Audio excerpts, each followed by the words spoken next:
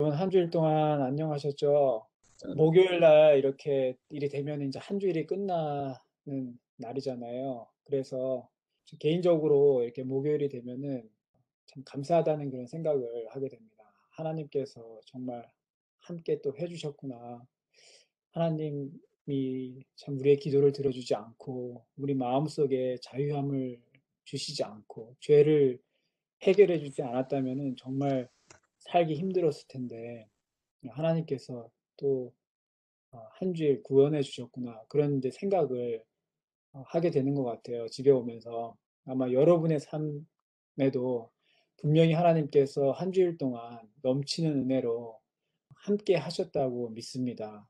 하나님이 참 좋은 거는 이렇게 하나님께서 우리가 신앙을 하면 할수록 하나님이 점점 더 이렇게 현실적으로 우리에게 다가오게 되고 하나님이 없으면 정말 금방 넘어지지만 다시 하나님께 가게 되면은 다시 금방 도움을 받고 구원을 얻는 그런 경험을 통해서 하나님이 없으면 더 못 살 것 같은 그런 이제 하나님과의 관계가 더 이렇게 긴밀하고 정말 필요할 수밖에 없는 절실한 그런 관계가 되어가는 것을 느끼는 것 같습니다. 그런 것 때문에 참 감사하다고 생각합니다.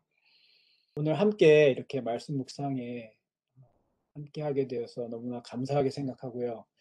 정말 여러분의 기도 정말 감사하게 생각합니다. 이 말씀 함께 나누실 때 계속 우리 함께 성령님을 간구했으면 좋겠습니다. 누가복음 4장 18절에 주의 성령이 내게 임하셨으니 이는 가난한 자에게 복음을 전하게 하시려고 내게 기름을 부으시고 나를 보내사 포로된 자에게 자유를 눈먼 자에게 다시 보게 함을 전파하며 눌린 자를 자유롭게 하고 여기에 이제 저희가 말씀을 묵상하는 1, 2, 3이 다 들어 있습니다. 가난한 자, 포로된 자, 눈먼 자, 눌린 자. 이거는 곧 1번 인간의 상태죠. 그리고 나를 보내사. 여기 나라는 거는 예수님을 뜻합니다. 그래서 이 예수님은 2번, 오직 예수님이죠. 그리고 자유롭게 한다고 했습니다. 가난한 자, 포로된 자, 눈먼 자를 자유롭게 한다고 했는데 이 자유는 3번 하나님의 구원과 약속입니다. 여기에 1, 2, 3이 다 들어있는 거죠. 이 말씀 안에. 그래서 이것이 바로 복음입니다. 복음 안에는 1, 2, 3이 다 들어있어야 돼요. 어떻게 포로된 자, 눈먼 자가 예수님을 통해서 자유롭게 되었는지를 볼 때에 그게 좋은 소식으로, 복음으로 우리에게 다가오는 것입니다. 여기 가난한 자는요, 여러분께서 짐작하시겠지만 돈이 없는 자가 아닙니다.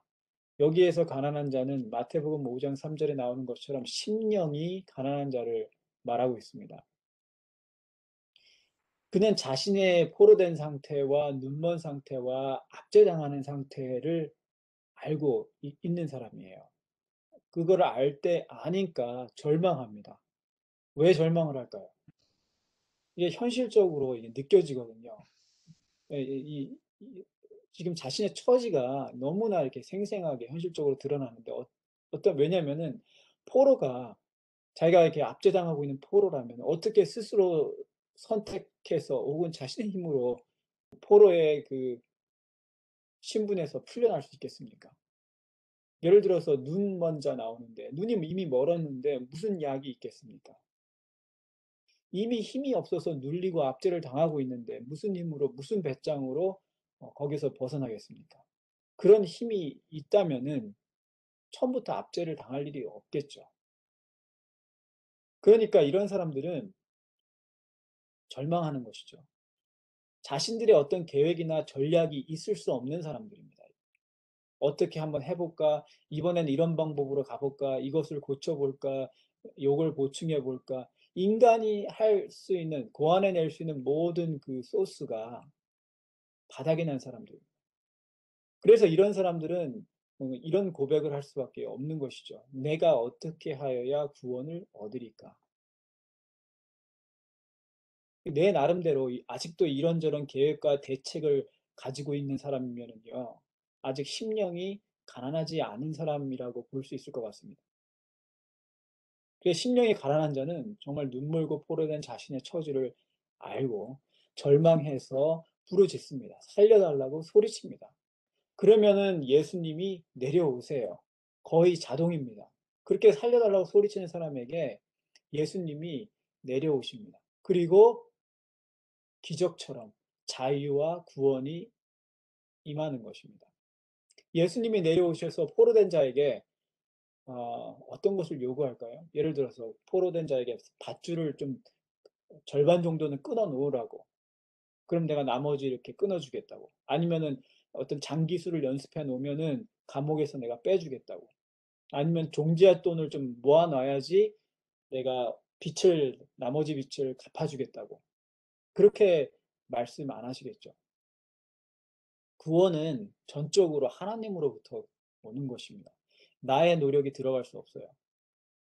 구원은 이미 일어난 사건입니다. 이미 결정된 구원. 그 주어진 구원을 받아들이고 거절할 자유는 물론 우리에게 있습니다. 아담과 하와가 선악과를 먹든지 말든지 할 자유가 있었던 것처럼 우리가 그 구원을 받아들일지 안 받아들일지 거기에 대한 자유가 있지만 구원은 일방적으로 하나님 편에서 실행을 하셨어요. 우리와 하나님의 어떤 상호적인 노력과 협력에 의해서 결정될 일이 아니라는 것이죠.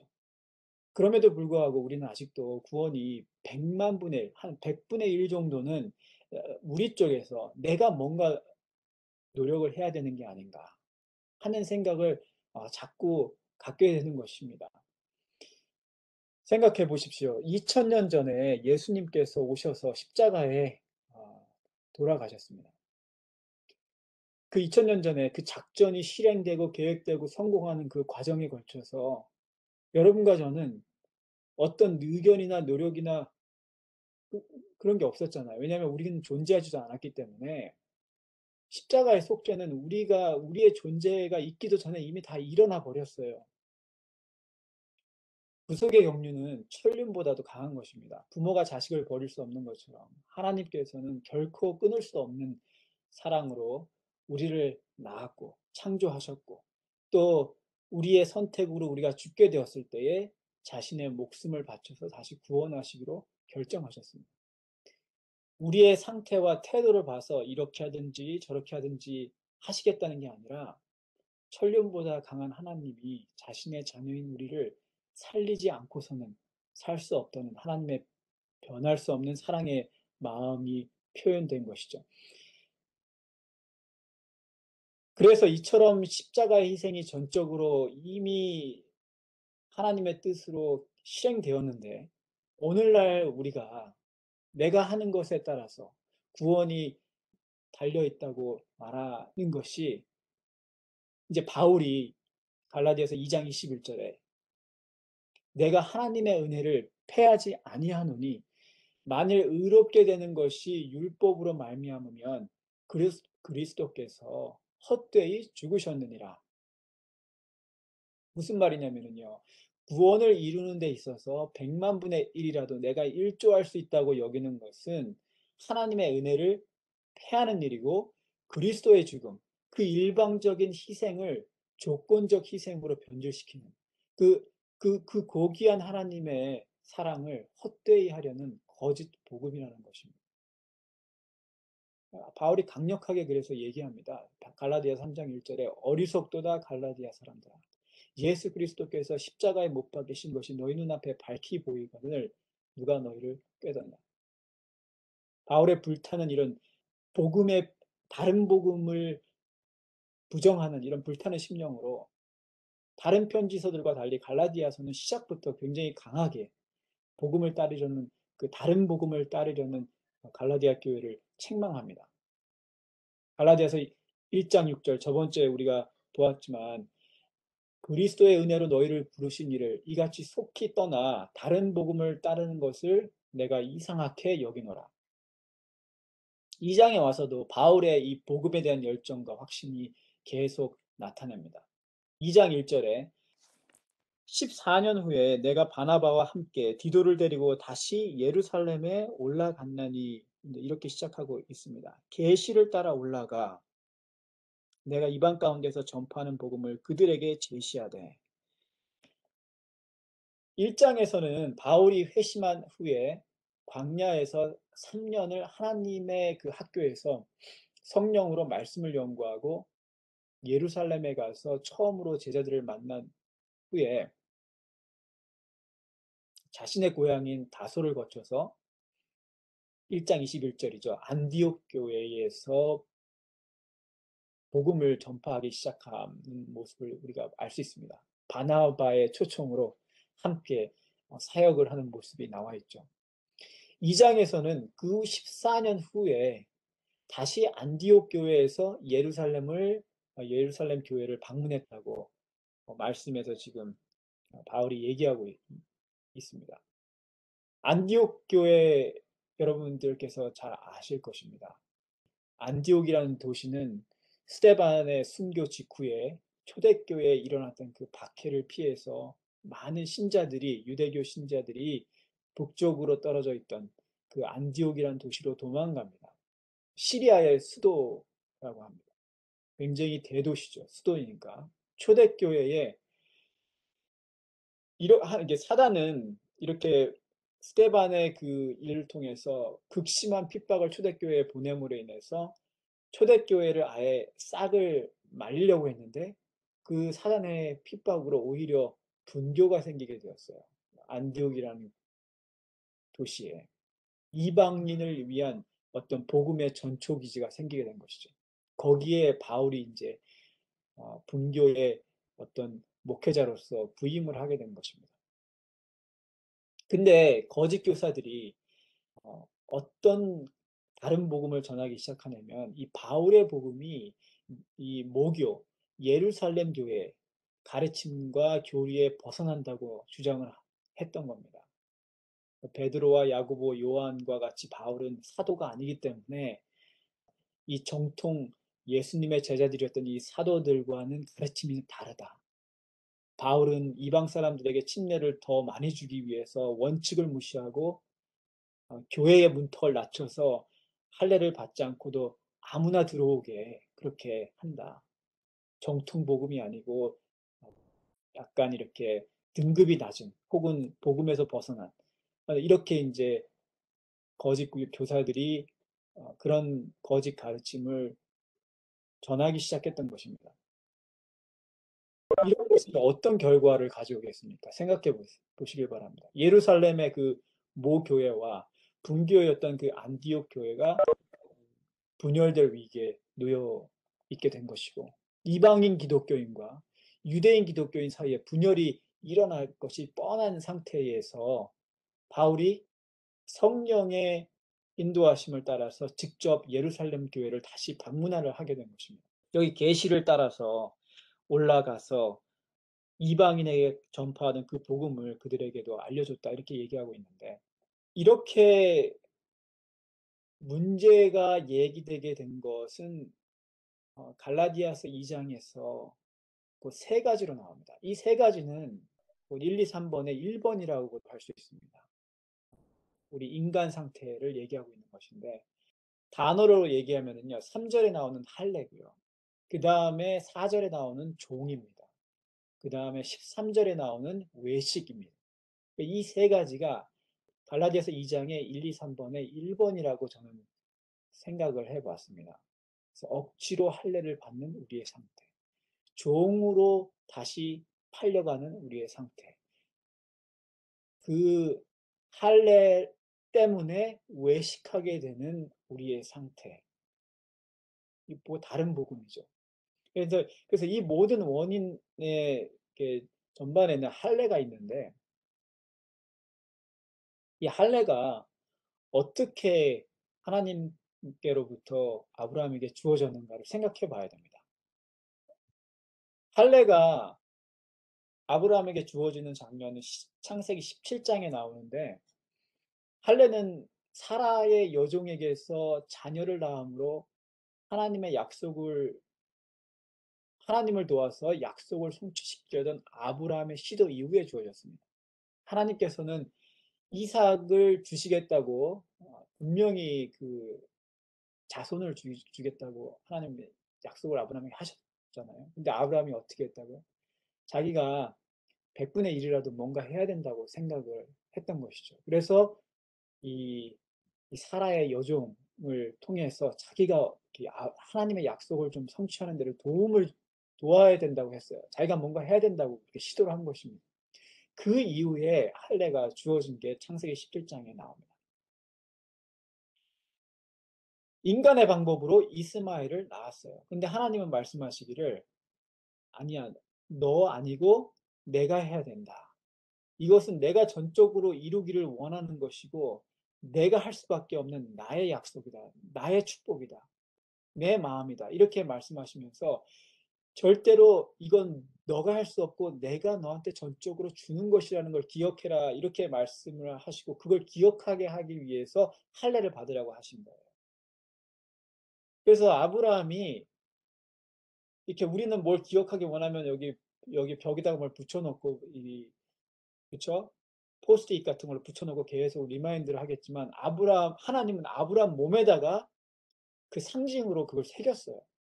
그래서 아브라함이 여긴 남자가 많이 없어서 모르실 것 같은데 매번 화장실에 갈 때마다 혹은 뭐 하여튼 자기 몸의 일부분을 봐야 될 때마다 생각하는 것이죠. 아, 내가 예전에 내 노력으로 내 힘으로 이렇게 하나님의 약속을 이루려고 했는데 이게 아니지. 이 생물학적인 내 몸에 어떤 것으로 하나님의 약속이 이루어지는 것이 아니라 전적으로 하나님이 하신다. 내 노력이 아니라 하나님을 신실하게 의지해야 된다. 이거를 마음으로 생각하는 겁니다. 믿음을 훈련하는 것이죠. 근데 그런 정신은 완전히 없어지고 할례가 100% 외적인 의식으로 자리를 잡은 것입니다.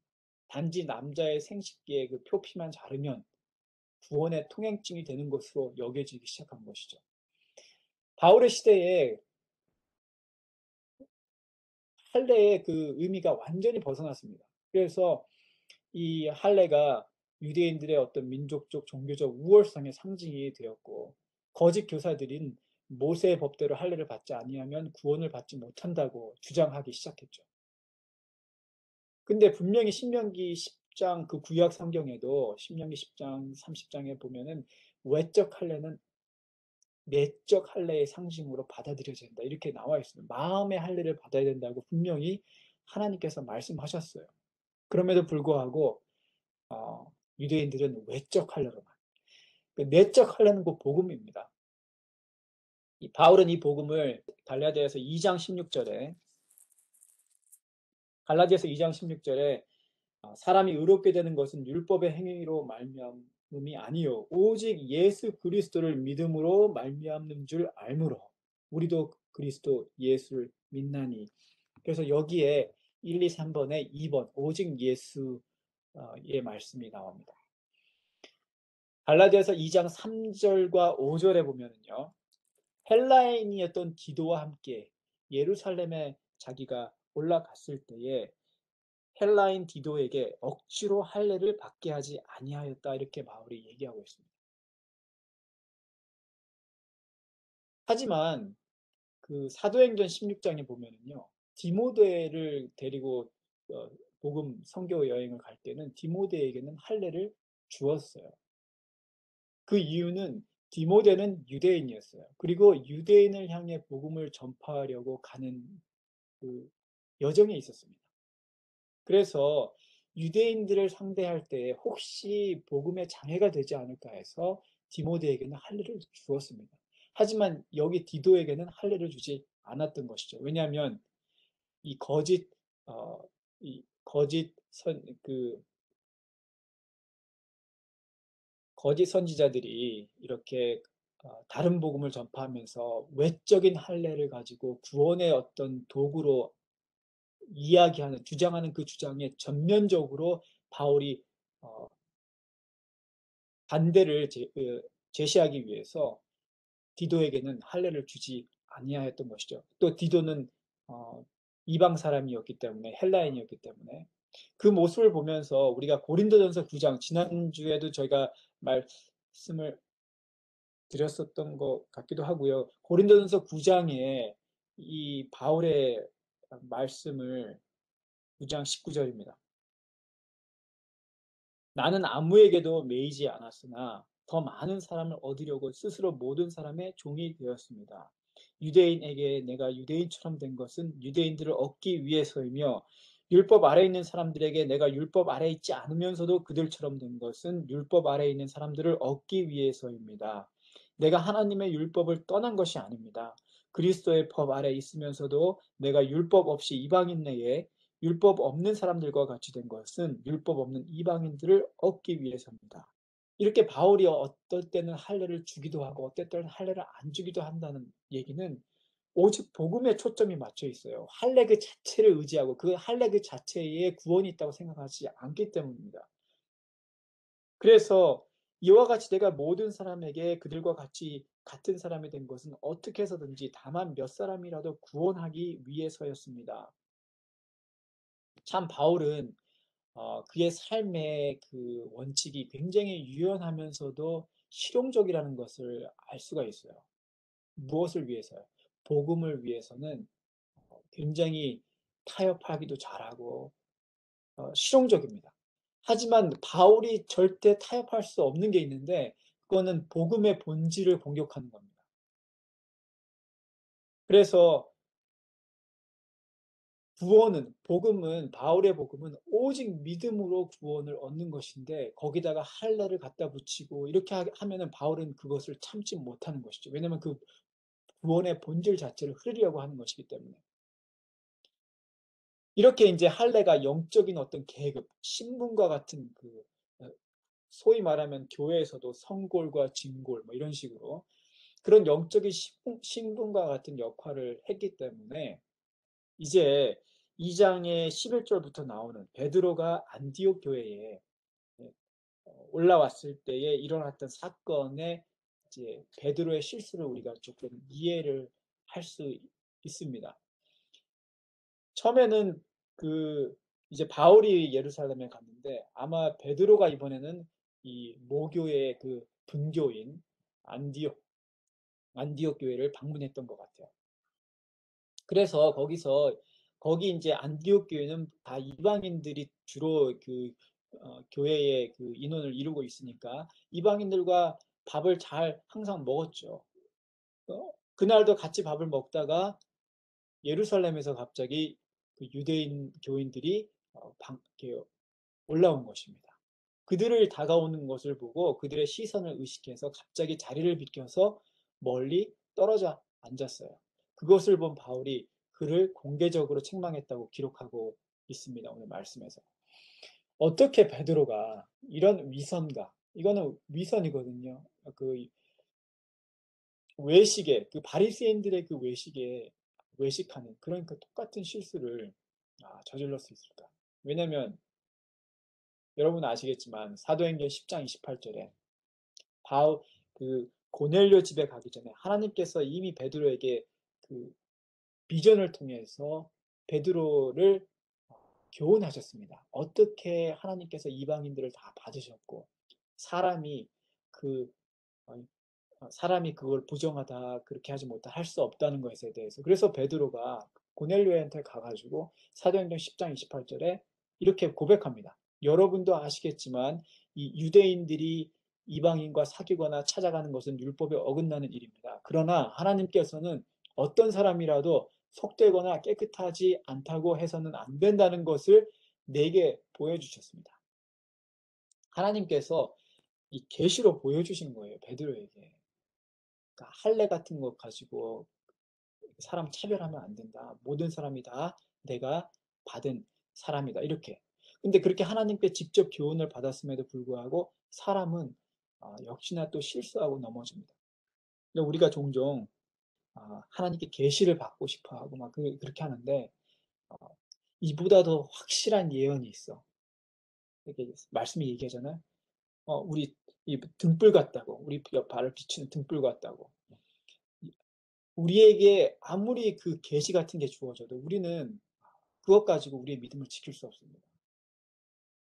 우리가 이 말씀을 항상 이 말씀을 의지하고 말씀과 함께 있어야지 우리는 어, 베드로와 같은 실수를 에서 구원을 받을 수 있다고 생각합니다.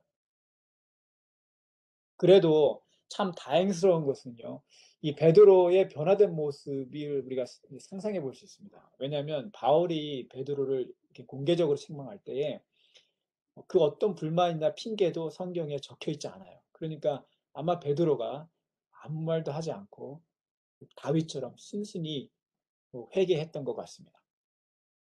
이 베드로의 이 행위는 이방 신자들이 아무리 예수를 믿어도 여전히 2% 부족한, 결코 유대인 신자와는 같이 될 수 없다는 그런 암시가 되는 것이었기 때문에 바울이 가만히 있을 수 없었던 것입니다. 복음에 정면 반대되는 것이기 때문에. 갈라디아서 2장 28절과 골로새서 3장 11절에 유대인과 헬라인과 종이나 자유자나 남자나 여자나 모두 그리스도 안에서 차별이 없이 다 하나라고 말씀하고 있습니다. 참 감사한 말이 아닐 수 없습니다. 우리가 유대인이든지 헬라인이든지 종이든지 자유자든지 남자든지 여자든지 상관없이 하나님 그리스도 안에서는 우리가 모두 다 한 자녀이라는 것입니다. 그 이유가 바로 예수님입니다. 예수께서 우리 누구나 상관없이 예수께서는 우리 누구나 상관없이 다 모두를 위해서 이미 구원을 십자가에서 일방적으로 이루어 주셨습니다. 그래서 갈라디아서 2장 20절에 이제 3번으로 결론을 맺는 것입니다.